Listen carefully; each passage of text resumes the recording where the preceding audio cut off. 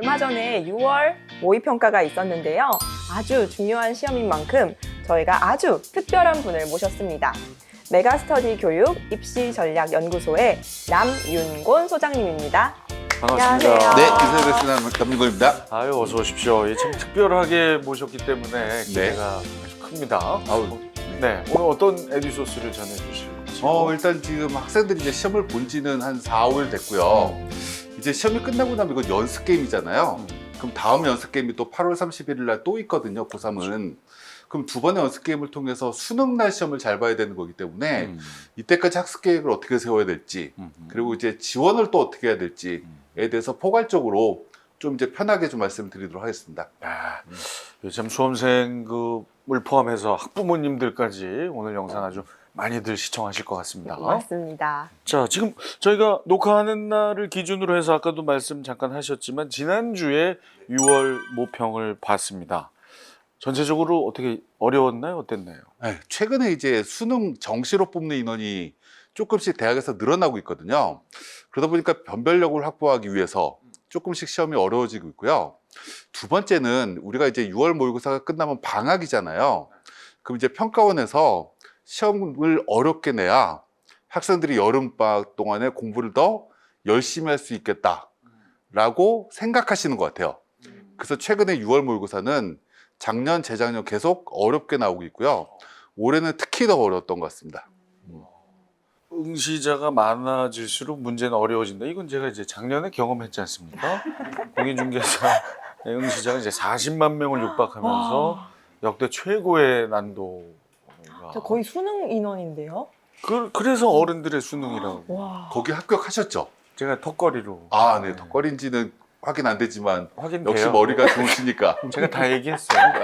확인 60.083. 네, 60점이 합격점인데 겨우 그렇게. 네. 그러니까 그만큼 정시 네네. 응시자가 많아지니까 네, 맞습니다. 변별력 확보를 위해서 문제는 어려워질 수밖에 없다. 네네네. 어허. 자, 그럼 우리 소장님의 6월 모평 포인트 3가지 한번 확인해 보도록 하겠습니다. 첫 번째 포인트는 선택 과목 비율 변화, 언어와 매체, 미적, 기하, 과탐이 크게 증가했다.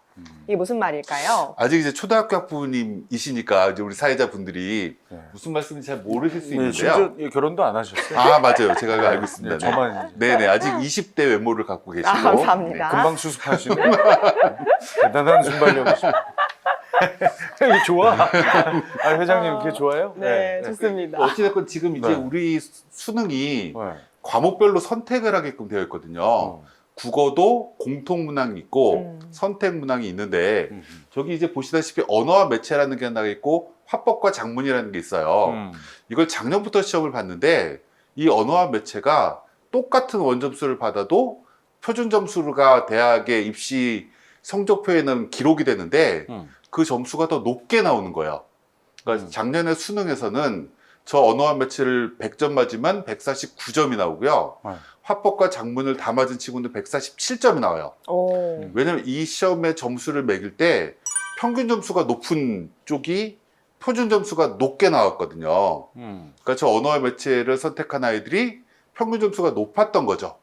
그러다 보니까 이걸 알았던 올해 고3 친구들은 엄매가 더 유리하겠다 라고 생각해서 저쪽으로 몰리는 거고요. 그것과 더불어서 미적 기하도 확률과 통계라는 문과 친구들이 보는 과목이 있거든요. 네. 이 과목이 문과도 시험을 보는데 문과에는 수포자들이 좀 있죠. 네. 여기에 또 예체능계도 같이 이 시험을 봐요. 우리가 수학을 예체능계 친구들은 할 필요가 없는 친구들이 대부분이거든요. 체육학과, 무용학과 뭐 이런 쪽은 실제 수학을 반영하지 않아요. 그럼에도 불구하고 수학을 2교시에 보니까 애들이 중간에 도망갈 수가 없는 거죠. 네. 그러니까 앉아서 시험을 보는데 잘 몰라.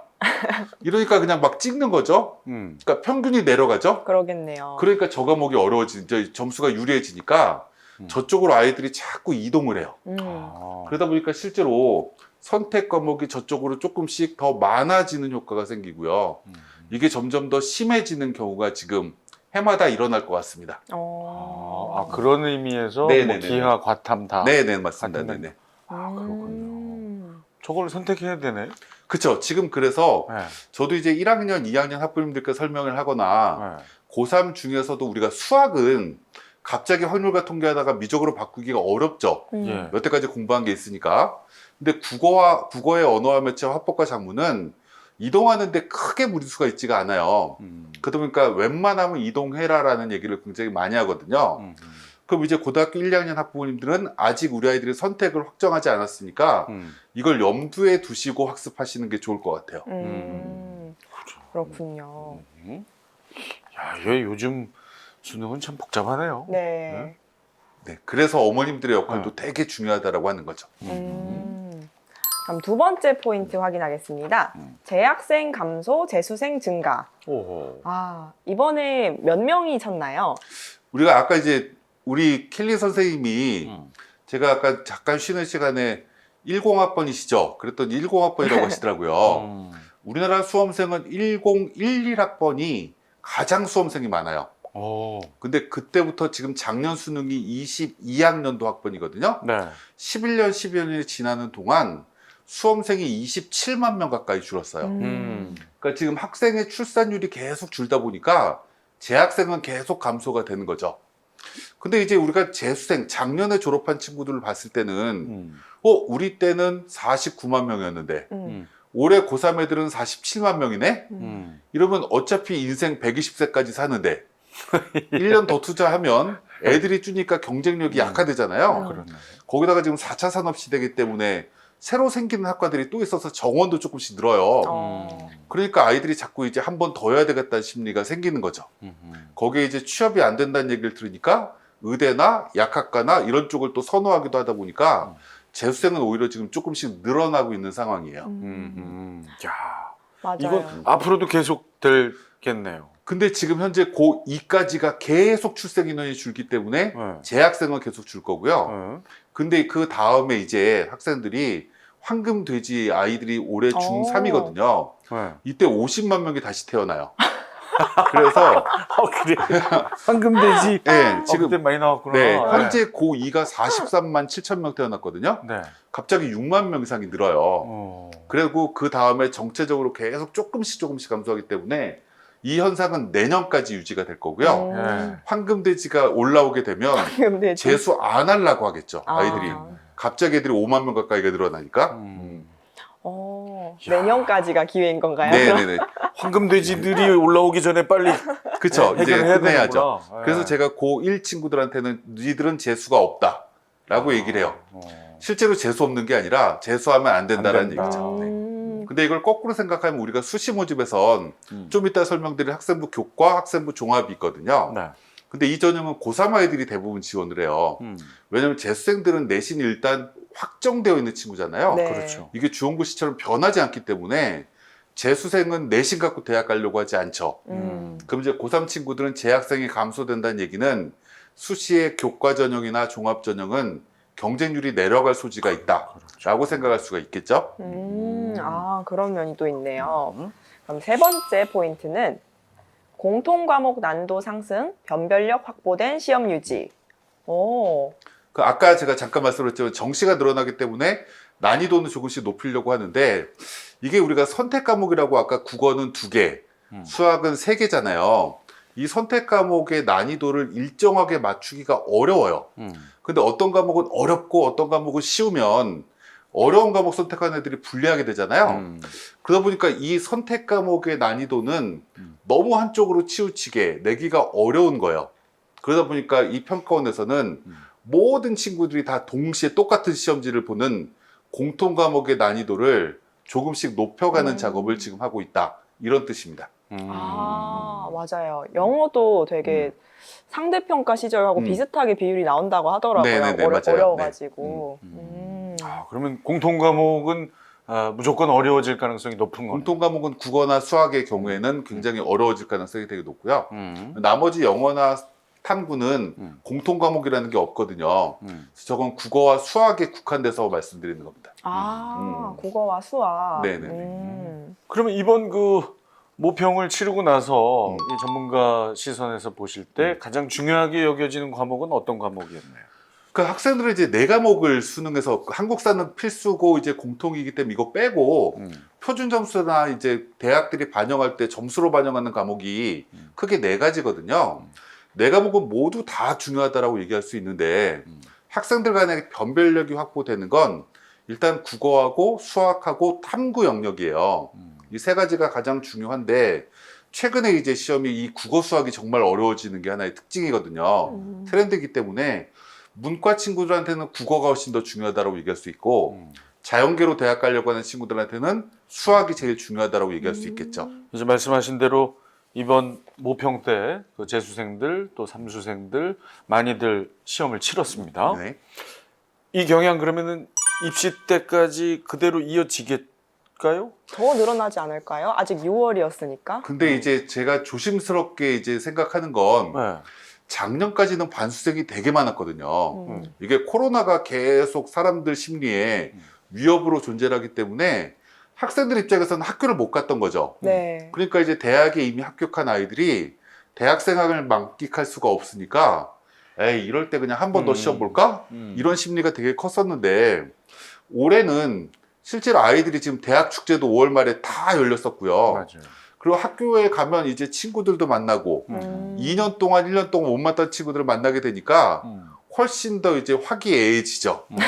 그래서 무언가 이제 만남도 잦게 되고 미팅도 하고. 네. 아, 이렇게 되면 반수생이 줄어드는 효과가 생기거든요. 아, 그렇겠네요. 예, 그래서 지금 6월 모의평가는 어찌 보면 2월 달부터 재수를 결심한 친구들은 다 본 시험이고 네. 그 다음에 수능이나 9월 달 모의고사는 이제 반수생들이 들어오게 되는데 이건 좀 줄지 않을까라고 저는 기대하고 있어요. 아. 지금 분위기가. 그리고 저희 학원이나 실제 재수 종합반에도 작년만큼 반수생이 문의가 많지는 않거든요. 아. 그래서 이미 들어온 애들은 많은데 중간에 들어오겠다는 아이들이 작년보다는 좀 줄었기 때문에 수능 의시자 숫자가 재수생이 크게 낼 거라고는 저희는 기대하지만 현실은 그렇게 일어나지가 않을 것 같아요. 그렇겠네요. 네, 그렇죠? 대학 생활을 네. 코로나 때는 잘 못했으니까. 네. 그리고 뭐 여자친구 남자친구 생기면 그냥 사귀어야지 뭐. 네. 그쵸? 나 한 번만 더 볼게. 그럼 너 뭔 얘기야? 그럼 헤어져. 뭐 이렇게 되면 그쵸? 그럴 수 있잖아요. 굉장히 타당하네요. 그래서 그럴 것 확실히- 같아요. 확실히 그 현장의 전문가를 모시니까 별의별 이야기를 다 이게 분석하게 되네요. 네. 근데 그런 부분이 사실 네. 교육 전문가 입장에서는 상당히 그렇죠. 중요한 그 네. 포인트잖아요. 네, 맞습니다. 그래서 저희도 늘어나면 저희 학원도 매출이 올라가고 이러기 때문에 좋은데 네. 실제로는 지금 그렇게 나타나지 않을 것 같은 게 높아서 실제로 제 학생들한테 너무 불안해하지 않는 게 맞겠다라는 말씀을 자꾸 학부모님들께 드리고 있죠. 그럼 이제 앞으로 수능까지 학생들이 준비를 잘 해야 될 텐데 이번 6월 모평 결과를 어떻게 활용해야 될까요? 제가 요즘 설명회를 되게 많이 가거든요. 설명회 갈 때 이런 얘기를 해요. 지금 현재 성적이 예를 들어서 1등급이에요. 그럼 만점을 목표로 해야 되겠죠. 그래서 우리 사회자님처럼 우리나라 최고의 대학교에 들어가는 걸 목표로 해야 되고 더 욕심을 내면 매스컴에 내 이름을 한번 새겨볼까? 라는 생각을 할 수 있어요. 1등급쯤 맞는 데는 다 맞아서 만점자 누구 이렇게 나오게끔. 근데 2등급쯤 맞고 3등급쯤 맞는 상당수의 수험생 그 이하의 친구들은 다 맞아야 되는 게 아닌 거죠. 우리가 국어나 수학이나 탐구를 모두 다 1등급 금방만 맞으면 요즘은 아이들이 되게 많이 줄었기 때문에 서울대는 못 가지만 연대, 고대, 연대는 모든 과를 다 가요. 의예과나 이런 특수학과 빼고는. 그럼 1등급만 맞으면 되는 거죠. 그럼 실제 작년에 수능에서 1등급은 국어는 원점수가 83점쯤 됐어요. 수학은 88점이었고요. 그럼 이 얘기를 거꾸로 얘기를 하면 국어는 10문제 중에 8문제만 맞추면 되죠. 그러면 그 8문제 맞추고 나머지 20%를 찍으면 한 4점 맞겠죠. 오지선다형이니까. 그럼 1등급이 나오는 거예요. 수학도 제일 어려운 문제가 3개가 나오거든요. 그거 빼고 나머지 다 맞으면 1등급이에요. 그럼 목표가 공부할 때 제일 중요한 건 어떤 친구는 전 범위를 다 맞으려고 노력해야 되는 친구들은 최상위권. 그렇지 않은 친구들은 내가 정말 취약한 부분은 배제하는 전략이 필요한 거죠. 그래서 제가 학부모님들에게 극단적으로 18년 동안 우리 아이가 못한 거면 5개월 만에 치유가 안 됩니다. 그거는 버리자라고 얘기를 자꾸 하거든요. 그래서 범위를 좀 좁혀주는 작업이 여름방학 때 꼭 필요할 것 같고요. 그리고 이제 이 5개월 남았기 때문에 중간에 또 한 번 우리가 점검할 시기가 아까 말씀드렸지만 9월 모의평가가 있거든요. 그럼 그 전에 해야 될 거를 먼저 세부적으로 단기 계획을 세워야죠. 그래서 그 계획을 세우는 게 지금 제일 중요한 일일 것 같아요. 아, 버릴 거 정하는 거 하고 네네네. 단기적인 계획 네네네. 빨리 맞습니다. 세워서 네. 또 9월 모평 보고 나서 네. 또 다음 또 그 다음 전략을 계획, 세우면 중기 계획 되죠. 세우면 되고요. 네. 그러네요. 자, 그러면 이번 그 6월 모평의 결과가 수시를 할지 정시를 할지 선택하는 기준이 될 수 있을까요? 될 수 있다라고 말씀드리는데 과거에는 그랬는데요. 네. 올해 9월 모의평가가 작년보다 일주일 가까이 빨라졌어요.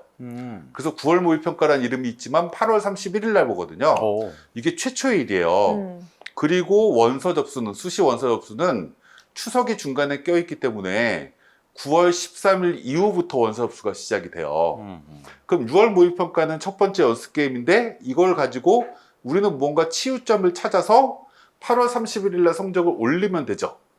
그리고 그 결과를 보고 고민을 해서 보름 동안에 어느 대학교를 써야 될지 수시를 결정하면 되기 때문에 올해 수시 모집은 그렇게 빨리 고민해야 되는 시기는 아닌 것 같고요. 이 9월 모의평가 8월 31일까지 내가 어떤 과목을 수능 체제를 맞출 건지 내가 정시에 갈 수 있는 대학이 어디까지인지는 한번 점검을 해볼 필요가 있기 때문에 이 여름방학 동안에는 본인의 학습 능력을 키우는 데 집중하는 게 훨씬 더 중요할 것 같습니다. 아니, 그 이번에는 왜 그렇게 당겨졌죠? 글쎄요. 이게 추석이 너무 중간에 껴 있어서 네. 이 시간을 그러지 않았나. 저도 정확하게 내막은 잘 모르겠는데요. 작년보다 9월 모의평가가 확 땡겨져가지고. 그 어떤 학생들에게는 참 좋은 소식일 수도 그쵸? 있고 네. 또 어떤 학생들은 또 불리할 수도 있겠는데요. 빨리 결정해서 그냥 밀고 가고 싶은데. 그죠. 빨리 결정하고 네. 밀고 가고 싶은 친구는 수시에 이제 올인하려고 하는 친구들은 빨리 결정을 하고 싶은 거죠. 그럼 그렇죠. 그 친구들은 7월 5일쯤 되면 기말고사가 모두 끝나거든요. 네. 그리고 나서 이제 전력을 세우면 되는데, 근데 이 친구들도 해야 되는 것 중에 하나가 뭐냐면 수시 모집의 상당수가 수능 최저학력 기준이라는 게 있어요. 뭐 2과목이나 3과목에 일정 등급을 맞아야 되거든요. 그러니까 이 작업을 해놓는 게 필요할 거고요. 예를 들어서 2개 2등급을 목표로 하는 대학교를 내가 쓰고 싶어. 그럼 내가 국어, 수학, 영어, 탐구 중에 2개를 2등급 맞추는 노력을 해야 되겠죠. 그걸 이제 확인하는 방법이 8월 30일 날 모의고사를 보고 나면 2등급 되겠구나 라는 뭔가 확인이 되니까 그 대학 쓸지 못 쓸지를 우리가 판단할 수 있는 근거가 되니까 조금 그때까지는 공부를 좀 해야 될 것 같다는 생각입니다.